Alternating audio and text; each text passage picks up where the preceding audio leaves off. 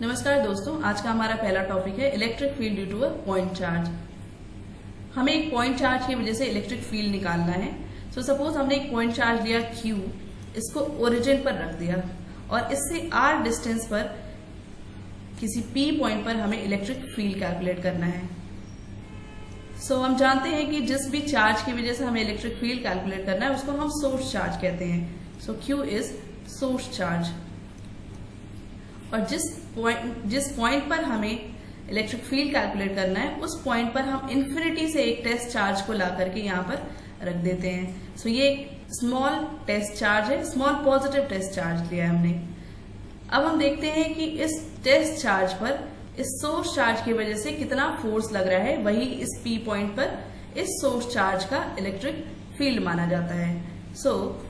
क्योंकि ये भी चार्ज पॉजिटिव है, ये भी चार्ज पॉजिटिव है, सो ये सोर्स चार्ज इस टेस्ट चार्ज पर जो भी फोर्स लगाएगा वो फोर्स की डायरेक्शन क्या होगी, away from this source charge, और away means from O to P। सो ये डायरेक्शन होगी फोर्स की जो कि इस टेस्ट चार्ज पर ये सोर्स चार्ज लगा रहा है। Now according to Coulomb's law उस फोर्स की वैल्यू क्या होगी, वेक्टर F, टेस्ट चार्ज पर लगने वाला force 1/4πε0 Q, this is source charge, Q0 ये टेस्ट चार्ज है और उनके बीच का distance r² and the unit vector which tell us about the direction is important. So यहाँ पर डायरेक्शन कौन बता रहा है, r cap is a unit vector directed from Q to Q0। Now अब उसी P पॉइंट पर हमें इलेक्ट्रिक फील्ड चाहिए, तो इलेक्ट्रिक फील्ड क्या होगा, इसी फोर्स को हम इस टेस्ट चार्ज के मैग्नीट्यूड से डिवाइड कर देंगे, हमें उस पॉइंट पर इलेक्ट्रिक फील्ड मिल जाएगा। So vector E is equals to vector F by Q0 which come out to be 1/4πε0 Q by r² r cap। So ये है मैग्नीट्यूड इलेक्ट्रिक फील्ड का। नाउ हमने देखा कि E is equals to 1/4πε0 Q, this is source charge by r² and r cap। इस expression को देख के हमें क्या पता लगता है, electric field is inversely proportional to the square of the distance. Now जैसे कि यहाँ पर सोर्स चार्ज रखा था O पॉइंट पर Q, अगर हम इस O पॉइंट इसको हम ओरिजिन मान लें और जहां पर ये सोर्स चार्ज रख रखा है, इस पॉइंट के अराउंड अगर हम एक स्फीयर ड्रॉ करें R रेडियस का, इस R रेडियस का, ये R रेडियस कुछ भी हो सकता है, इस R की वैल्यू कुछ भी हो सकती है, इसके अराउंड अगर हम एक 3 डायमेंशनल स्फीयर ड्रॉ करें लाइक दिस, 3D में इमेजिन करो इसको कि ये 3 डायमेंशनल स्फीयर हमने इसके अराउंड ड्रॉ कर रखा है।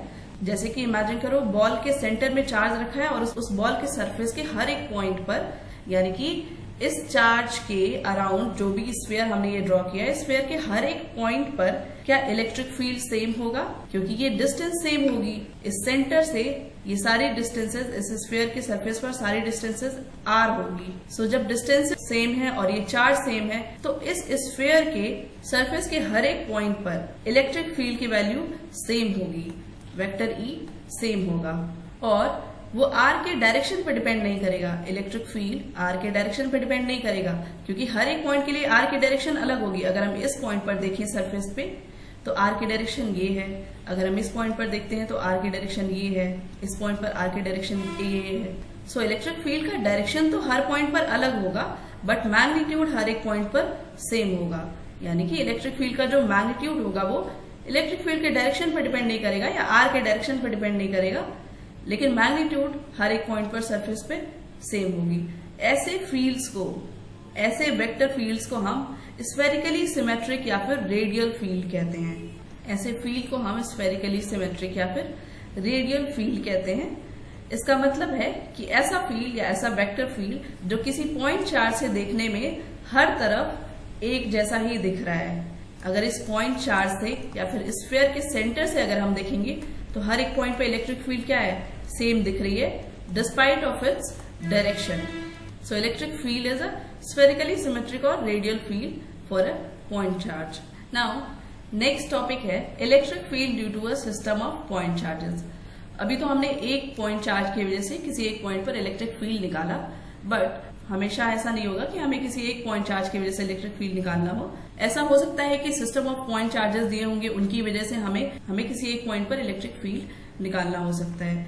सो इसके लिए हम क्या करेंगे, हमने n पॉइंट चार्जेस का सिस्टम कंसिडर कर लिया, Q1, Q2, Q3, Qn having position vectors R1, R2 dot dot dot Rn with respect to origin. So complexity avoid करने के लिए हमने पहले 2 चार्जेस का सिस्टम लिया है, फिर उसको हम फर्दर जनरलाइज कर देंगे। सो Q1 और Q2 2 चार्जेस हमने लिए और सपोज किया यहाँ कोई P पॉइंट है, यहाँ पर हमें इलेक्ट्रिक फील्ड कैलकुलेट करना है इन दोनों चार्जेस की वजह से। Q1 चार्ज का पोजीशन वेक्टर है ओरिजिन से वेक्टर R1 और Q2 का पोजीशन वेक्टर है वेक्टर R2। सो P पॉइंट पर हमें इलेक्ट्रिक फील्ड निकालना है, तो हम ठीक वैसे ही निकालेंगे जैसे अब तक हमने पढ़ा। हम इन्फिनिटी से एक टेस्ट चार्ज लेकर आएंगे। इन्फिनिटी से कहने का मतलब इन दोनों चार्जेस के इलेक्ट्रिकल एनवायरमेंट से बाहर से कहीं एक चार्ज ला करके इस P पॉइंट पर हमने रख दिया, जो कि एक पॉजिटिव टेस्ट चार्ज है। टेस्ट चार्ज को हमने पॉजिटिव इसलिए लिया है क्योंकि हम डायरेक्शन में कॉम्प्लेक्सिटी अवॉइड करना चाहते हैं। अगर हम इसको चाहे तो नेगेटिव भी ले सकते हैं, बट उस केस में हमें डायरेक्शन में कुछ कॉम्प्लेक्शंस होंगे डायरेक्शन डिसाइड करने में, और इजियर होगा अगर हम पॉजिटिव चार्ज लेकर चलेंगे। हमने Q0 चार्ज P पॉइंट पर लाकर रख दिया। अब Q1 से Q0 की डिस्टेंस क्या होगी, इसको हमने लिख दिया R1P और Q2 से P की डायरेक्शन हमने लिख दिया R2। Positive test charge Q0 का पोजीशन वेक्टर वेक्टर R है।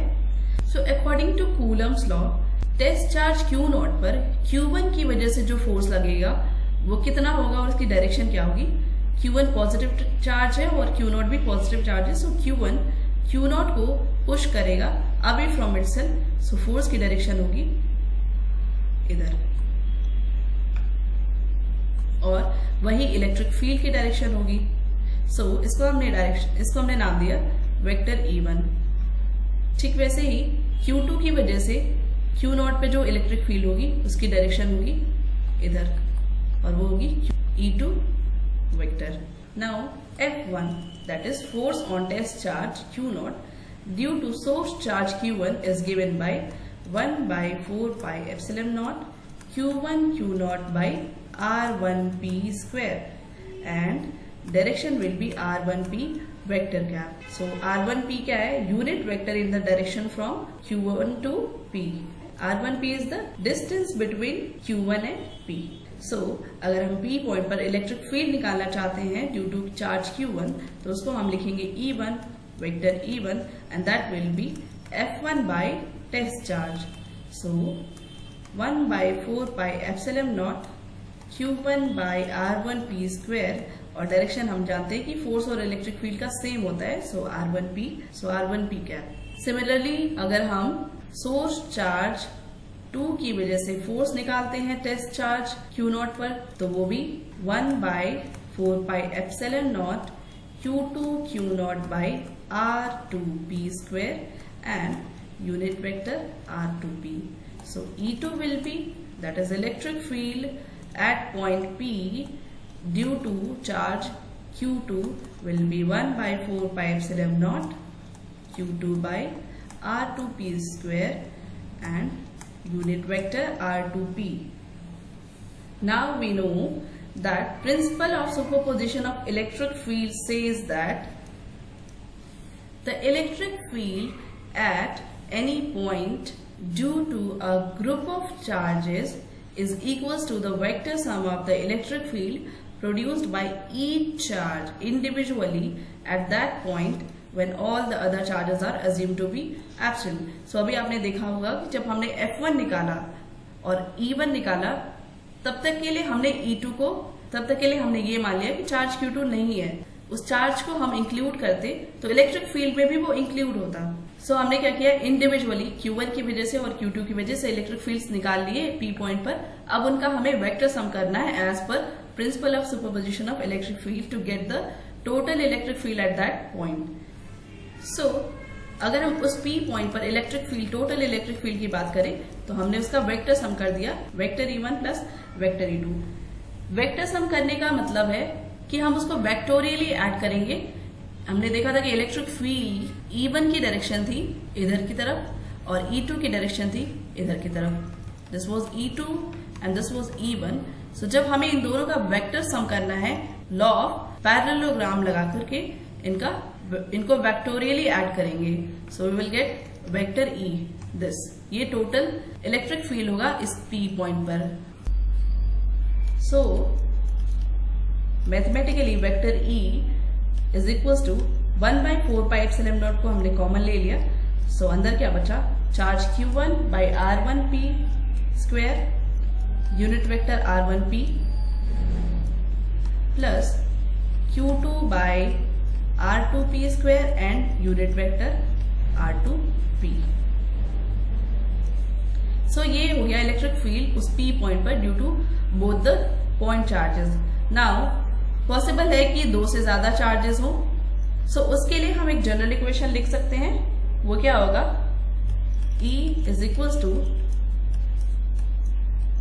E1 plus E2 plus E3 and so on plus En, जिसको हम समेशन के फॉर्म में लिख सकते हैं। Vector E is equal to 1/4πε0, क्योंकि ये सभी टर्म्स में कांस्टेंट है, इसको हमने बाहर निकाल लिया। यहां पर हम समेशन लगा रहे हैं Q/r square and unit vector r। अब Q यहां पर वैरी कर रहा था, नंबर ऑफ चार्जेस 1 से n तक थे, सो यहां पे हमने I लगा लिया। और डायरेक्शन में हमने देखा हर एक चार्ज से पॉइंट P की हम डिस्टेंस ले रहे थे, तो यहां पर हमने ले लिया RIP, यानी हर एक चार्ज से P पॉइंट की डिस्टेंस, QI चार्ज की डिस्टेंस P पॉइंट तक की, QI चार्ज से P तक की डिस्टेंस जो है वो RIP है। सो यहां पर हमने लिख लिया RIP cap and I varies from 1 to n। So this was electric field due to system of point charges। So next topic है continuous charge distribution। Quantization of charges में जब हमने चार्जेस की प्रॉपर्टीज पढ़ी थी, बेसिक प्रॉपर्टीज, तो उसमें हमने देखा था कि क्वांटाइजेशन ऑफ चार्जेस में Q is equal to NE, यानी कि चार्ज जो है वो क्वांटाइज्ड होता है या डिस्क्रीट होता है। बट ऐसा एटॉमिक लेवल पे होता है। जब हम माइक्रोस्कोपिक लेवल पे देखते हैं तो हमने देखा था कि हम क्वांटाइजेशन को इग्नोर कर सकते, क्योंकि माइक्रोस्कोपिक लेवल पे, या फिर हम ये बोले कि डे टू डे लाइफ में हम लार्ज अमाउंट ऑफ चार्जेस से डील करते हैं, ना कि हम एक इलेक्ट्रॉन या दो इलेक्ट्रॉन से डील करते हैं। सो जब हम चार्जेस की बात कर रहे हैं डेली लाइफ में, अपने प्रैक्टिकल लाइफ में, तो वहां पर हम ह्यूज अमाउंट में चार्जेस से डील करते हैं। तो उस केस में हम चार्ज के क्वांटम नेचर को इग्नोर कर देते हैं और ये मान के चलते हैं कि हम जिस भी बॉडी की स्टडी कर रहे हैं या जिस भी चीज पर हम चार्ज को पढ़ रहे हैं, देख रहे हैं, वो चार्ज उस रीजन में या उस बॉडी पर कंटिन्यूअसली स्प्रेड है या कंटिन्यूअस मैनर में स्प्रेड है।